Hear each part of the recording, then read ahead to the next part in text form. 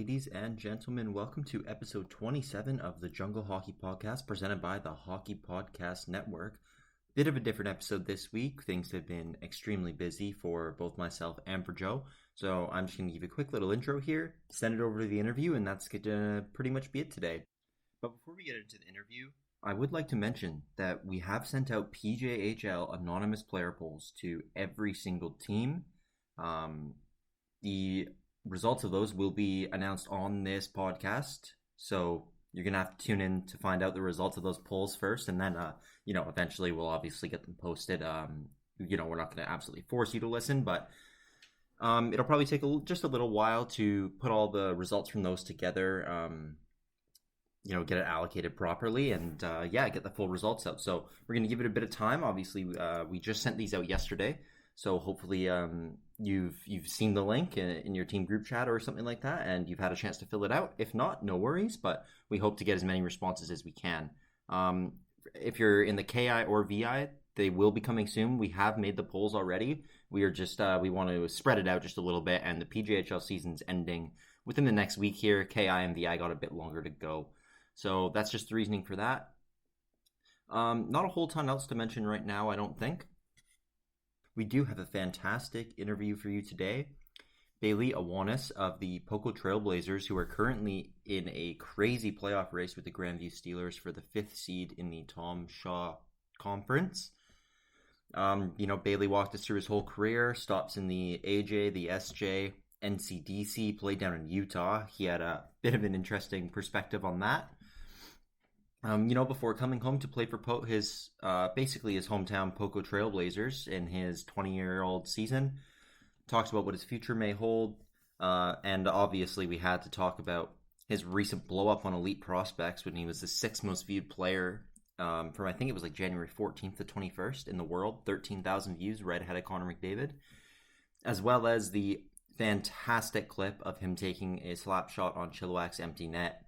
What went into that, and he just, broke that whole story down. So that's what we got for interview today. Hope you all enjoy that with him. Coming right up now.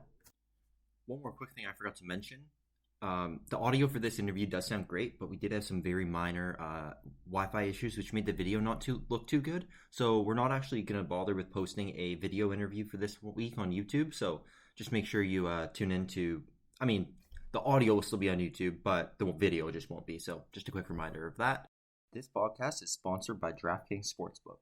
This isn't the little itty-bitty teeny tiny bowl. This is Super Bowl 59. Get in on the action at DraftKings Sportsbook, an official sports betting partner of Super Bowl 59. Scoring touchdowns is key to hoisting the Vince Lombardi Trophy, and you have a shot to score big by betting on them at DraftKings Sportsbook, the #1 place to bet on touchdowns. New DraftKings customers can bet $5 and get $200 in bonus bets instantly. Download the DraftKings Sportsbook app and use code THPN. That's code THPN for new customers to get $200 in bonus bets instantly when you just bet $5. Only on DraftKings Sportsbook. The crown is yours. Gambling problem? Call 1-800-GAMBLER. In New York, call 877-8-HOPE-NY or text HOPE-NY 467-369. In Connecticut, help is available for problem gambling. Call 888-789-7777 or visit ccpg.org. Please play responsibly. On behalf of Boot Hill Casino and Resort in Kansas, 21 and over. Age and eligibility varies by jurisdiction. Void in Ontario. Bonus bets expire 168 hours after issuance. For additional terms and responsible gaming resources, see dkng.co/ice. Our next guest from Coquitlam, British Columbia, started his junior career off in the Alberta Junior Hockey League, where he played for the Blackfalds Bulldogs and the Grand Prairie Storm. He then had a couple of stops in the Saskatchewan Junior Hockey League before playing in the NCDC, and now in his 20-bomb season at junior, he has been lighting it up with the Poco Trailblazers. Please welcome Bailey Ewonus. Bailey, how you doing? Good, thank you for having me. Suitcase, bro. You've been everywhere. Yeah, you're not wrong about that. That's good to have you on, though, bro. It's an honor. Oh, thank you. I appreciate it. Yeah, no, we're excited. But yeah, I guess we'll kind of just get into it the same way we usually do. Like we said, we usually just start off by asking, when you were a little kid, how'd you first get into hockey? Did you have any role models, whether it's family or NHL players you looked up to? Like, what really got you into the game and kept you in it at a young age? Yeah, no, I started a little bit later than most of my buddies. I think, I always wanted to play, but I guess my parents told me I hated skating, so I got into it a little bit later. But yeah, of course, eventually I started, and I was just playing out in Coquitlam Minor for the longest time, and then went out to Delta Hockey Academy, and then, like you said, played a little bit in the AJ, SJ, and NCDC. Now I'm back home for my last year. What it looked like going to Delta from the from Port Coquitlam? Like, you go straight from in Bantam, or was it like a tryout, or like how did they find it? I didn't try out. It was not really kind of I wouldn't say an option for my parents, but it wasn't like academy. It's pretty pricey, and so we just thought we'll play minor hockey, and I didn't really know what my route was going to look like from there, but pretty close to when the season was about to start, nearing the end of August, I think someone had left one of the Delta teams. I can't really remember what the circumstance was, but I was basically just offered to kind of walk on, and so that was kind of my start there at Delta. Okay. And then, so obviously your first year in Delta, just playing for the varsity team, you put up pretty crazy numbers. So what was just that first year like for you? Jumping from minor hockey to playing for an academy like DHA, and just your experience with the school and the program. Obviously you ended up being there for a few years and playing for, the DHA at a few different levels, and just what was your experience like there, and how did it kind of progress?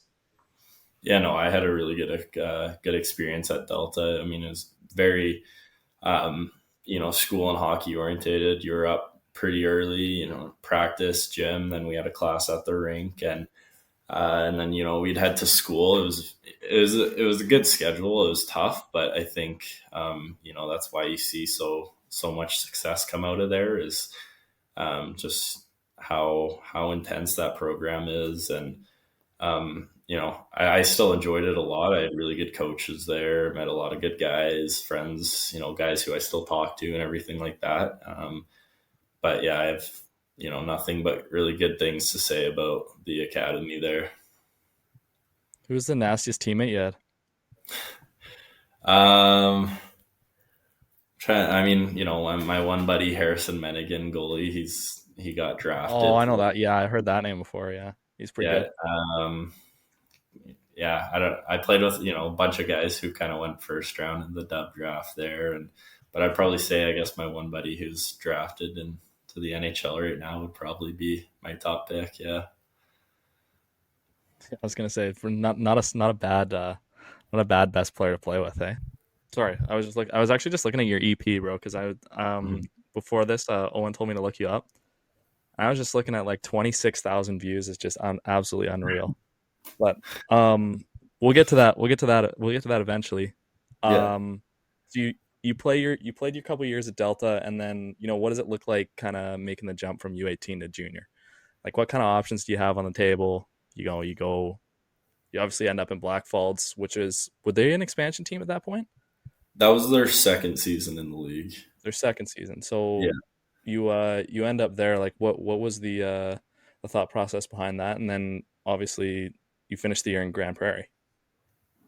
Yeah, they were actually that year the second team to have offered me something. It was funny. Flin Flon had reached out to me first, and of course I ended up going there later. But it was just, I wanted to, I guess, commit somewhere before the year was over at Delta, and they had,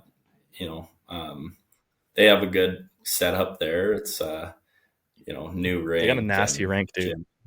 Yeah, it's a really nice setup. So, I wasn't there for too long, but I enjoyed my time there. And then, went to Grand Prairie. That was all, a little bit of a different experience. You're in Northern Alberta. I thought, it was cold where I was. And then, and then you go 6 hours north and it's about 30 Even more degrees colder. And yeah, but it was a big hockey town there. Like, their fans were good. And yeah, I mean, I think although it was just the season there, I enjoyed that season playing in the AJ. And yeah. I heard their fans can get pretty into it up in GP. Oh yeah, I'm pretty sure there's a lot of viral videos of their fans. I think there's a truck drove on the ice to weld a door back together or something. So yeah, I remember that. one of my old Prairie. teammates came to Revelstoke from Grand Prairie, and he was there when that happened, I think. So he told me this story. I was like just shocked. I mean, I see that you guys made the playoffs that year with Grand Prairie. You're talking about the fans and a bit of a different environment. So what was the playoff atmosphere like there, and just getting to go on your first taste of, junior playoff hockey? Yeah, no, that was super exciting. I think I could be wrong, but I'm pretty sure that was the first time they had, us as an organization had made the playoffs in like 5-ish years. So I think Grand Prairie was missing that playoff run, and so I mean it was my first big experience playing in front of that many fans. And it was unfortunately we got swept by Whitecourt, but I mean every game they showed up for us, and that was a super exciting time for sure. That's awesome. And then, obviously you finish up that year in Grand Prairie, and then what kind of takes place in the off season for you to end up in Flin Flon at the start of the next season? Yeah. Like I said before, Flin Flon had reached out to me my grade 12 year. So before I had started playing juniors, and I think they were going a little bit of a different road, and Flin Flon had said, we have a spot still here for you. And so, I did a little bit of, I didn't know much about Flin Flon, but I did some research, and it doesn't get much more of a hockey town than that out in northern, I guess, Manitoba, but, bordering Saskatchewan there. Yeah. That, of course, another short little stint, unfortunately, but I try to make the most of everything that I was at. It was a short stint in Flin Flon, but I know some guys who've gone up there too, and just small town in the middle of nowhere. Like you said, you're only there for 5 games, but what is there to do there? Like what do you spend your free time doing when you're up in Flin Flon? Yeah, my first month there was kind of during that summer time, so we were hitting the lake and everything like that. I'm kind of stuck there. After that, there's you walk into the rink, and then that's about it. There's not a whole lot to do there. There's a Walmart, I think. You're in northern Manitoba. There's I think the sunrises or the sundowns were pretty cool. That's it. You guys have a Tim's or? No. Hold on. There's a Tim's in Creighton, which is the city right beside, like attached to Flin Flon, but it's in a gas station, and it was not nice in there. I think I went to it. Scary to go there? Oh, I went in there, I think once or twice, and then I said you got scared off, or what was scary about it? Yeah. Just the bugs inside the bakery area. It's just like I'm okay. Crawling on the donuts and the Timbits and shit, or what? Yeah. That's gross. Fuck. Man, your time in Flin Flon comes to an end, and you end up playing for the Ice Wolves. And just again, what was the transition like for you there? How did you end up there? Just kind of how did that all unfold, and did you enjoy it? Smaller town. Oh my goodness! I thought I was in the middle of nowhere, and then you go to L'Orange. You go to L'Orange. I had a couple buddies go to L'Orange, so I'm interested to hear how you ended up there, how you liked it. Yeah, respectable organization in the sense of, I mean, I think for them, at least in the recent years, right, it hasn't always been the most skilled there. But at least with my small time there in the SJ, that, everyone kind of knew you never really wanted to play against the Wolves. They were a pretty hard team, just physical guys. And then it was kind of enforced there by Kevin Kaminski, the head coach, who I think, you look at his record in the NHL and where he played, and he's got hundreds and hundreds of penalty minutes and stories that just, so he's a scary looking guy, but just talking to him, a really nice guy. But yeah, I don't know. I I'd gone in, and I think I was there for about a few days when I'd realized I don't think that was a fit for me. It was a tough place to live, and I never want to walk out of anywhere, and right, you're never above anywhere you're at. And I still don't think that, right? But it was a tough place to live, I think. And at this point I was struggling kind of staying in one spot. And so I had this, obviously the next team here, I had this opportunity to go to the States and play in Utah. And I thought change of scenery. Yeah, I thought that the time was a, an option. So I took that up, and yeah, that was an experience. Okay, I did it this year, man. My first kind of experience going down to the States and playing hockey and shit like that. But what's the experience like for people that don't know kind of the process that goes into, heading down south, crossing the border and coming down here? Yeah. I definitely can't speak, although I haven't played anywhere else in the States except Utah. I really don't think that my experience fits anywhere else in the States, just because of how different Utah is, right? The culture there is just, I think I feel like you're probably in a different country than, you go to the next state over, and it's just way different.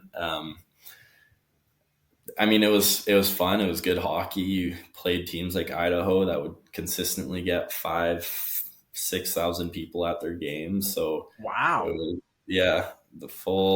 was. I mean, there, and then we played Pueblo in Colorado, go to Wyoming, couple teams in Utah. So it was a good experience. I mean, I had fun. I met, one of my best friends there, and it was just I'm glad I did it. It was a good experience, but I'm also happy to be home. You don't see yourself moving to Utah anytime soon, or what? Yeah, that would be that's far down the bucket list, I think. Yeah. Okay. That's kind of what I was asking. That's good. No, one of my buddies goes to University of Utah in Salt Lake there, and he said it was quite an adjustment moving from BC down there. So I was just wondering if your take on it is probably pretty similar. It is quite a bit different. Yeah, so I mean, now that they got an NHL team there, I mean, seeing as you played there, do you think that that's a good fit? Like, because I mean, I don't know I don't know if you said exactly where in Utah you guys were located, but I mean, obviously having a team in Salt Lake City, and just for the state itself, like, do you think that hockey community like really wanted a team, and that it's going to be able to really help hockey grow further in Utah? Our rink is probably 10 minutes away from where they're playing right now. Okay, great. In that area. It's hard to say. We'd get some fans. We'd go a little bit north Utah, just about an hour and a half north of us was Ogden. They got they get 2,000 to 3,000 people. So they were, those were some fun games playing. And then we'd go a little bit hour and a half south to Provo, which is, Mormon city there. And there was kind of no one that would go to those games. So it was a weird kind of mix. Like, I think a lot of people say they want hockey down there. I honestly, I have no idea. I mean, it's doing fine right now with how their turnouts and everything like that. Seems like they got a Yeah, lot of support yeah. down there right So now. I would have just never been able to guess last year. I could have said it was good. I could have said it was bad. It was kind of pretty big mix between kind of where you were. Okay. And then as for the NCDC itself, this is honestly a league I only learned about, I think last summer. I was the first time I had ever even heard of it. So just what was, the whole level of competition like compared to maybe previous leagues you've played in, like the SJ and the AJ? Like it's quite a, I mean, realistically, when I first heard of it, it seems like a higher level than I thought it was at the time. Yeah. Yeah, it was definitely honest. I'll say for sure it was better than what I thought it was going to be. My only kind of uh, before going there, the only thing I knew is that it was above the USPHL, and that was kind of all the info I got on it. So my standards weren't NHL or anything, but it definitely did shock me a little bit, guys. It was a hard league. It was different. It wasn't any like BCHL where you guys, you have a bunch of skill guys and everything like that. There were a few guys like that, but it was, I'd compare it, more of a SJMJ league, Okay. in that sense.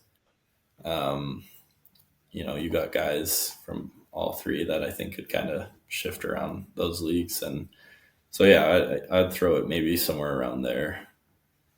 Okay, interesting. Okay, fair enough. And then obviously this off season you end up making the decision to come. I mean, pretty close to home and play for the Poco Trailblazers in their second season. I mean, obviously Poco in their first year struggled quite a bit. So what kind of led to you making the decision to come back and play for them? And I mean, obviously you guys have a hell of a team this year, some really good players. So it certainly worked out. But just kind of what went into your decision or the recruitment process of you coming back to play for Poco?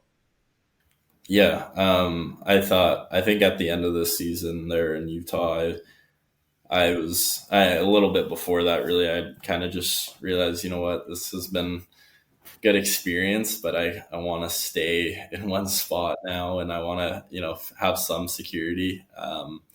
And so, close to home, I get to work. I do a lot of hockey development and stuff like that for work. So I Nice. figure if I can do that and, still play and be close to home, but, still have some opportunity to do some stuff, next season, I thought that I would just, stay home and kind of play for the team that's, 5 minutes down the road from me. So, Yeah, sweet. And then obviously throughout, I mean, at the start of the year and throughout the season, you guys have picked up a lot of players who've come from higher levels. You've multiple guys who have WHL experience, a lot of guys with AJ experience. So, just how are you kind of feeling about the team now? Obviously, you've made some more additions at the deadline and everything, and you guys look like you're in a pretty good spot. yeah, yeah, we definitely have a pretty strong team. I think we need to kind of take a look at our schedule coming out. We got 3 games left, I think. None of them easy games, and then of course playoffs will never be easy. So I think just as a group here, we have to come together and kind of buy in. I think we've struggled a little bit with that throughout the season, just playing a consistent game. And I mean, we've seen what happens when we play as a team, and we can beat those top teams, right? So I think it really, all the skills there, the guys are there. It's just kind of comes down to are we gonna push through? Nice. And then, I mean, you guys obviously you're sitting in fifth place right now. I mean, it's between you and Grandview for the last play-in spot. Like you said, you've had a tough schedule, but you had a huge shootout win against Delta the other night. So, how are you feeling down the stretch here and heading into the playoffs with the squad you have? It looks like you guys will be playing against North Van in the play-in series, as long as you do secure that 5 spot. So just how are you guys, gearing up for the playoffs, and what are your expectations for the rest of the season? Yeah, just, getting on the ice as much as we can here. Yeah, I mean, we have our pre-scouts. We have all that stuff off the ice, like I said. But I think with this group especially, I said it before, all the skills there, everything's there. I think it's really just down to how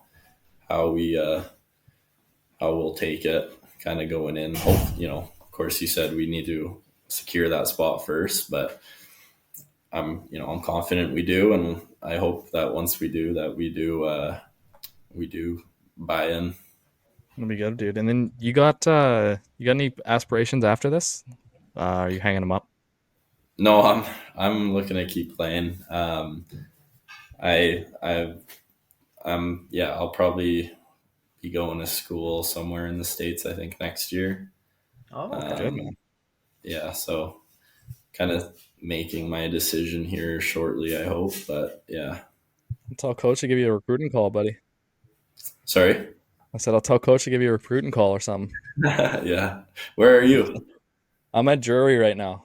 So Okay. we're 7th, and we're ranked number 7 in the ACHA Okay. D1, which is that's where I'm at.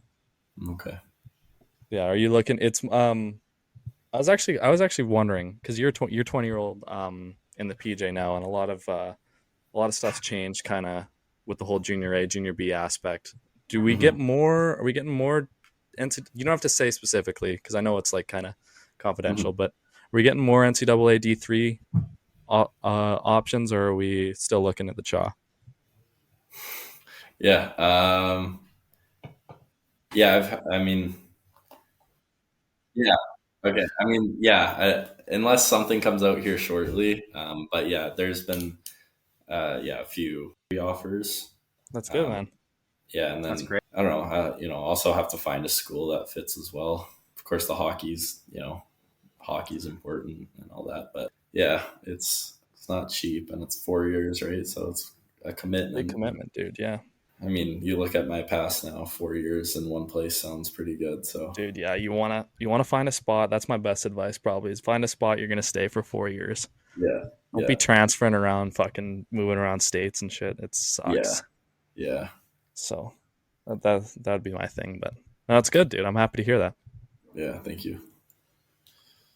So, I mean, obviously, you got to play in the PJHL All-Star game this year, and at your home rink in Poco must have been a pretty awesome experience. You maybe just want to briefly talk about what that was like for you. I mean, obviously, I saw you at the rink there, but yeah, just what was it like? Not only getting to play in the All-Star game, but getting to do it in Poco. Yeah, I mean, that was super exciting, right? I had lots of family there watching, which for the last 2 and a bit years, I haven't really had, I've had my parents come out and sister, but, of course, being away from home, not everyone gets to come out and see you. So, having a lot of, my friends and family out there was fun. I think the whole experience was good though, right? Being able to, wear that jersey was pretty fun, and playing with those guys that are all up there in the league as well was definitely a good experience. Yeah, they put on a great event. It was it was awesome to watch. I mean, obviously, big 6-5 win in overtime for you guys as well. It was looked like an awesome game. Next thing I kind of wanted to ask about, and I mean, looks like you've 20 points in your last 10 games. You had a little stretch there where I think you had 3 hat tricks in 11 games, and that third hat trick was the video that looks like it went a little viral in a way, as it led to you getting 13,000 views on Elite Prospects in a week. Can you maybe just kind of talk us through that clip of you taking the slap shot on the empty net, and then more searches getting than McDavid? Yeah, more views. 6th most viewed person on Elite Prospects in the world that week, right ahead of Connor McDavid. So, just maybe kind of talk us through that whole play. I mean, obviously, that another huge win for you guys that was against Chilliwack, and just the emotions, and obviously you got into the mix after near the benches as well. And so just kind of, talk us through that whole thing and the aftermath of it as well, with obviously the attention you got online. Yeah, I mean, that was probably one of our best games outside of that. Chilliwack's a really good team. So, one of those teams you just don't want to play against. They're super physical, right? They work super hard. And I know their head coach, Chris Price, he coached me in spring. And, I know what type of coach he is. So when I'm getting two-handed and, stuff off the draw, I kind of know that he's maybe putting some things call, eh? Yeah.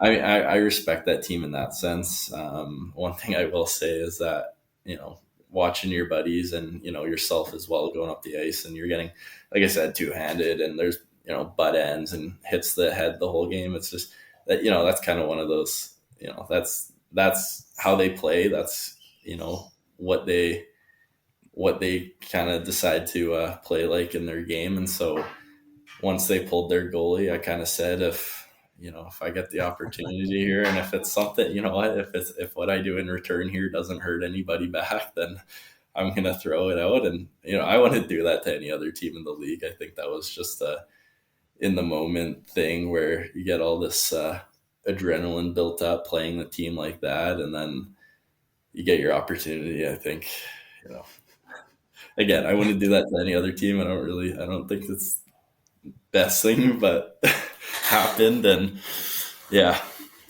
Anything specific happened that game that just fired you up extra, or just like just the Jets, you just playing against them, you just want to do that? Yeah, no, I pay good money for my sticks, and I don't like when I'm getting two-handed off draws right on the shaft. And I think I broke one the first game against them to that. So fair enough. Yeah, I'll take all the hits in the back of the legs and stuff, but I don't like paying. Don't slash a $300 twig, eh? Yeah, exactly. Yeah, okay, fair enough. Yeah. I saw the clip. It was pretty funny. I couldn't believe this, just the attention after like with the views you ended up getting, and to see you on that list above McDavid was just hilarious. So we had to ask about that clip, obviously. I don't have a ton else here though to ask about, honestly, Joe. I mean, I got one or two more, but Joe, do you have anything you want to kind of finish off with before I ask these last couple? No, when you let it rip, man, I'm good to go. Okay, here. cool. We've been going for a while. Yeah, sounds good. Well, I just wanted to, make sure before we finish this up, if you have any like big story you've been saving that you want to tell, or a best chirp you've heard, or just any story really from your career? Anything that coach in Flin Flon told you? Anything's funny? I feel like my all my good things are like, it's really hard. Podcast appropriate topics, or what? Yeah, I mean, Greg will get pretty pissed if you bring it up, or?